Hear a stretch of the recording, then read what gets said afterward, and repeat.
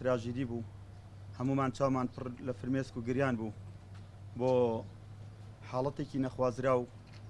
حاڵەتێک کە لە هەموو شەڕی ڕوبەڕبوونەوەی داعشە ڕاستە شەیدەکانمان هەموو یەک شتیان پێشکەشی کوردستان کردووە ئەویش خوێنە بەڵام هەنێک لەو شەیدانەمان بەڕاستی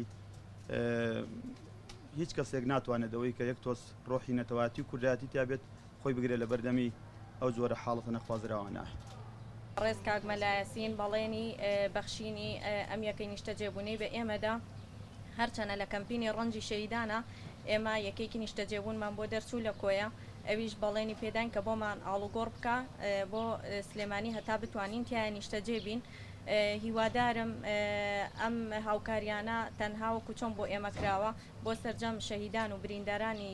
شەڕی تیرۆریستانی داعش بکرێ چونکە زۆرینەی خێزان و مناڵەکانیان بەدەست نەبوونی شوێنی نیشتە جێبوونەوە دەناڵێنە.